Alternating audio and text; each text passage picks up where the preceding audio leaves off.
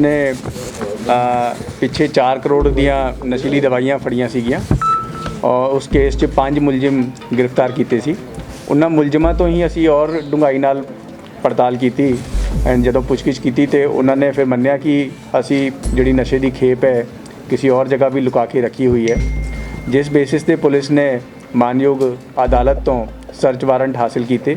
वो जगह क्योंकि जयपुर दे विच सीगी, इस करके असी मानयोग अदालत तो सर्च वारंट हासिल किए एंड उस तो बाद असी पंजाब गौरमेंट के ड्रग्स डिपार्टमेंट के 2 ड्रग इंस्पैक्टर साहिबान नूं भी अपनी टीम के नाल अटैच करवाया।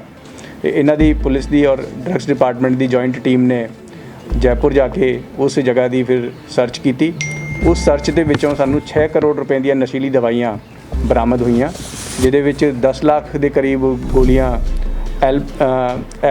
एल्प्राजोलन दी सीगियां ते 76,920 शीशियां कोडीन सीरप दी सीगियां ते 14,400 टीके जिहड़े इंजैक्शन है वो ट्रेमाडोल दे सीगे। ये सारियां ही दवाइयां और ये सीरप वगैरह ये नशे के काम आते हैं, जिन्हां दी कीमत तकरीबन 6 करोड़ बनती है। तो टोटल इस केस के विच हुण तक असी 10 करोड़ रुपए दियां नशे दियां जिहड़ी दवाइयां और इंजैक्शनस वगैरह बरामद कर चुके हैं। जदों असी रेड की सी उस जगह ते सानूं तकरीबन 34-35 लाख दे इस तरीके दी दवाइयां भी मिलियां, जो कि ड्रग्स एंड कॉस्मैटिक एक्ट के तहत आंदी सीगियां, जो नशे दे नहीं डायरैक्टली आंदी सीगियां। उहदी वायलेशन सीगी क्योंकि बिना लाइसेंस दे रखियां हुई सीगियां। इस करके असी राजस्थान के ड्रग्स एंड ड्रग्स डिपार्टमेंट नूं बुला के वो दवाइयां लोड़ींदी कार्रवाई लई उन्हां नूं हैंडओवर कर दित्तियां, जो कि वो अपनी बनदी कार्रवाई कर रहे हैं। तो बाकी इस गैंग के असी पूरे तय तक पहुँच चुके हैं कि बाकी भी इन्हों के जोड़े बैंक वगैरह दे और सारा सिस्टम असी चैक कर रहे हैं कि किन्ने पैसे इन्होंने बनाए हैं, तो उन्होंने अगली जी कार्रवाई है प्रॉपर्टी सीजर वगैरह की वो असी कर रहे हैं। सर प्रेम रतन का की रोल है विच दा, जिदा वो कित्थों बिल लैके किद्दां बनांदा सी, किद्दां बिल जिहड़ा हैगा अगे पंजाब दे विच लै पास करदा सी? प्रेम रतन जिहड़ा है इहदी पहलां एक कंपनी सीगी जो कि ये जिहड़े मैन्युफैक्चरर हैं दवाइयां दे उन्हां तो ये दवाइयां लैंदे सी ते इहदे कोल लाइसेंस इन्हें अपना पहला जदों ये दवाइयां दी पंजाब दे विच धरपकड़ हुई सीगी ते उस तो बाद इन्हें अपना लाइसेंस इहदा खत्म हो गया सी, इन्हें रिन्यू नहीं करवाया सी ते क्योंकि लाइसेंस दे विच पैसे लगदे सी। फिर ये सारा काम क्योंकि इन्हें नंबर 2 दे विच ही करना हुंदा सी।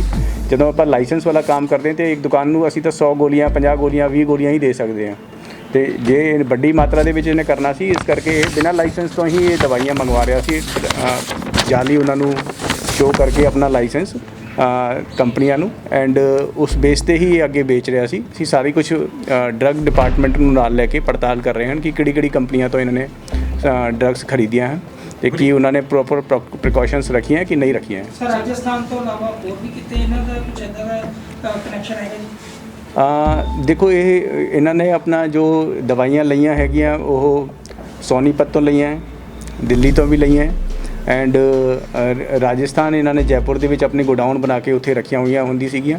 राजस्थान के विच भी सप्लाई करते सी, लेकिन मेजर इन्हां दा काम पंजाब दे विच सी। सर पाकिस्तान नाल काम चल रहा सीगा ते उत्थे इन्हां दा किसे सीगा कोई कनैक्शन नहीं सीगा कोई बड़े स्तर नाल?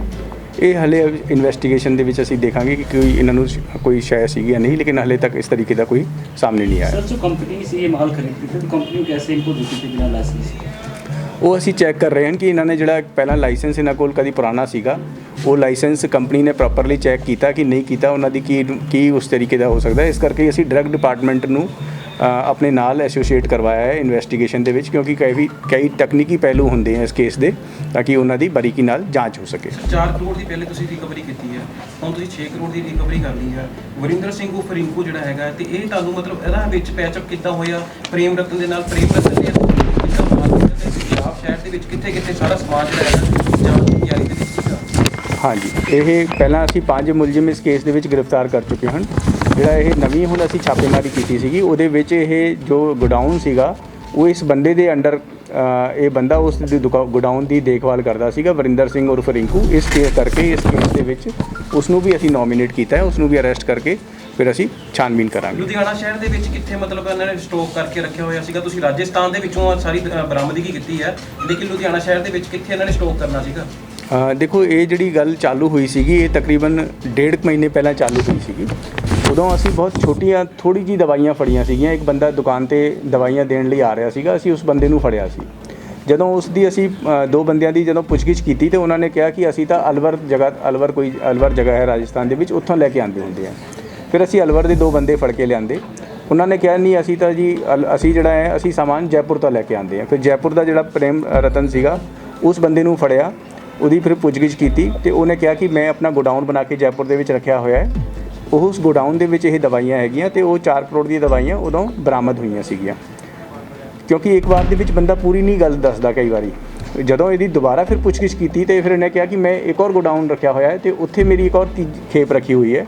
ਉਹ ਫਿਰ 6 ਕਰੋੜ ਦੀਆਂ ਦਵਾਈਆਂ ਉਸ ਬੇਸਿਸ ਤੇ ਬਰਾਮਦ ਹੋਈਆਂ। ਜਿਹੜਾ ਇਹ ਗੋਡਾਊਨ ਸੀ ਉਹਦੀ ਜਿਹੜੀ ਦੇਖ ਰੇਖ ਕਰਦਾ ਸੀਗਾ ਇਹ ਵਰਿੰਦਰ ਸਿੰਘ ਰਿੰਕੂ ਨਾਂ ਦਾ ਬੰਦਾ ਕਰਦਾ ਸੀ, ਉਸ ਨੂੰ ਵੀ ਅਸੀਂ ਕੇਸ ਦੇ ਵਿੱਚ ਨੋਮੀਨੇਟ ਕੀਤਾ। ਸਰ ਜਿਹੜਾ ਕੋਸਮੈਟਿਕ ਦੇ ਪ੍ਰੋਡਕਟ ਜਿਹੜੇ ਉੱਥੇ ਮਿਲੇ, ਜਿਹੜੇ ਕੋਸਮੈਟਿਕਸ ਯੂਜ਼ ਹੁੰਦੇ ਸੀ, ਇਹ ਉਹ ਰਾਜਸਥਾਨ ਦੇ ਵਿੱਚ ਕੇਸ ਦਰਜ ਕਰਵਾਇਆ ਗਿਆ ਡਰੱਗ ਇੰਸਪੈਕਟਰ ਵੱਲੋਂ? ਉਹਦੇ ਲਈ ਹਾਂ, ਉਹ ਡਰੱਗਸ ਦੇ ਵਿੱਚ ਵੀ ਪਾਵਰਾਂ ਹੁੰਦੀਆਂ ਕਿ ਇਹ ਆਪਣਾ ਕੇਸ ਆਪ ਹੀ ਰਜਿਸਟਰ ਕਰ ਸਕਦੇ ਆ। ਇੱਕ ਇਹਨਾਂ ਨੂੰ ਜੁਡੀਸ਼ੀਅਲ ਪਾਵਰਾਂ ਉਸ ਇੱਕ ਤਰੀਕੇ ਨਾਲ ਗਵਰਨਮੈਂਟ ਵੱਲੋਂ ਦਿੱਤੀਆਂ ਹੋਈਆਂ। ਇਹ ਜਿਹੜੇ ਨਸ਼ੇ ਲਈ ਯੂਜ਼ ਨਹੀਂ ਹੁੰਦੀਆਂ ਲੇਕਿਨ ਵੈਸੇ ਜਿਹੜੀ ਕਿ ਉਲੰਘਣਾ ਕਰਦੀਆਂ ਡਰੱਗਸ ਐਂਡ ਕਾਸਮੈਟਿਕ ਐਕਟ ਦੀ, ਉਹਨਾਂ ਦੇ ਖਿਲਾਫ ਇਹ ਸੂਓ ਮੋਟੋ ਆਪਣੀ ਐਕਸ਼ਨ ਲੈ ਸਕਦੇ ਆ। ਉਹਦੀ ਕੀਮਤ ਕਿੰਨੀ ਸੀ ਸਰ ਜਿਹੜਾ ਰਾਜਸਥਾਨ ਦੇ ਵਿੱਚ ਕੀਤਾ ਗਿਆ ਸੀਗਾ ਉਹ ਡਰੱਗ? ਉਹ ਵੀ ਤਾਂ ਵਿੱਚ ਤੁਸੀਂ ਕਹਿ ਰਹੇ ਹੋ ਕਿ ਨਸ਼ੇ ਦੇ ਵਿੱਚ ਹੀ ਆਇਆ ਜੀ? ਉਹ ਤਕਰੀਬਨ 34,60,000 ਦੇ ਤਕਰੀਬਨ ਦਵਾਈਆਂ ਸੀਗੀਆਂ ਜੋ ਰਾਜਸਥਾਨ ਦੇ ਡਰੱਗ ਇੰਸਪੈਕਟਰਸ ਦੇ ਅਸੀਂ ਹੈਂਡਓਵਰ ਕਰਕੇ ਉਹਨਾਂ ਦੀ ਲੋੜੀਂਦੀ ਕਾਰਵਾਈ ਲਈ ਦੇ ਕੇ ਆਏ ਹਾਂ। ਤੇ ਲਾਇਸੈਂਸ ਕਬਜ਼ੇ 'ਚ ਲਿੱਤਾ ਗਿਆ? ਲਾਇਸੈਂਸ ਜਿਹੜਾ ਤੁਸੀਂ ਕਹਿ ਰਹੇ ਹੋ ਰੀਨਿਊ ਨਹੀਂ ਹੈਗਾ ਇਹਨਾਂ? ਉਹ ਸਾਰਾ ਕੁਝ ਅਸੀਂ ਕਬਜ਼ੇ ਦੇ ਵਿੱਚ ਲਿਆ ਹੈ, ਸਾਰਿਆਂ ਦੀ ਵੈਰੀਫਿਕੇਸ਼ਨ ਵੀ ਚੱਲ ਰਹੀ ਹੈ ਐਂਡ ਇਹ ਹਲੇ ਸ਼ੁਰੂਆਤ ਹੈ। ਅਸੀਂ ਅਖੀਰ ਤੱਕ ਜਾਵਾਂਗੇ ਕਿ ਕਿਹੜੇ ਬੰਦੇ ਨੇ ਇਹਨਾਂ ਨੂੰ ਸਪਲਾਈ ਕੀਤੀ ਹੈ, ਇਹਨਾਂ ਨੇ ਕਿੱਥੇ ਸਪਲਾਈ ਕਰਨੀ ਸੀਗੀਆਂ। ਲੇਕਿਨ ਕਿਉਂਕਿ ਇਹਨਾਂ ਨੇ ਛੋਟੇ ਦੁਕਾਨਾਂ ਨੂੰ ਦੇਣੀ ਸੀਗੀਆਂ, ਉਦੋਂ ਤੋਂ ਜਦੋਂ ਤੱਕ ਅਸੀਂ ਉਹਨਾਂ ਨੂੰ ਰੰਗੇ ਹੱਥ ਨਹੀਂ ਫੜਦੇ ਉਦੋਂ ਤੱਕ ਉਹਨਾਂ 'ਤੇ ਐਕਸ਼ਨ ਕਈ ਵਾਰੀ ਪ੍ਰੋਬਲਮ ਆਉਂਦੀ ਹੈ। ਇਸ ਕਰਕੇ ਅਸੀਂ ਤਾਂ ਆਪਣੇ ਮੇਨ ਵੱਡੇ ਸਪਲਾਇਰਸ ਨੂੰ ਦੇਖ ਰਹੇ ਹਾਂ ਕਿ ਜਿਨ੍ਹਾਂ ਨੇ ਕਿ ਕਾਨੂੰਨ ਦੇ ਨਾਲ ਖਿਲਵਾੜ ਕੀਤਾ। ਸਰ ਜਿਹੜਾ ਇੱਕ ਆਰੋਪੀ ਫਰਾਰ ਹੈ ਜੀ, ਉਹਨਾਂ ਨੂੰ ਅਸੀਂ ਉਸ ਨੂੰ ਗ੍ਰਿਫਤਾਰ ਕਰ ਲਵਾਂਗੇ। ਉਹਦਾ ਨਾਂ ਅਸੀਂ ਦਿੱਤਾ ਹੋਇਆ ਇਸ ਨੂੰ। 5 ਬੰਦੇ ਸੀ। बैठे हुए रिटेलर वगैरह मेडिकल स्टोर, उनको क्या निर्देश क्या देना चाहेंगे?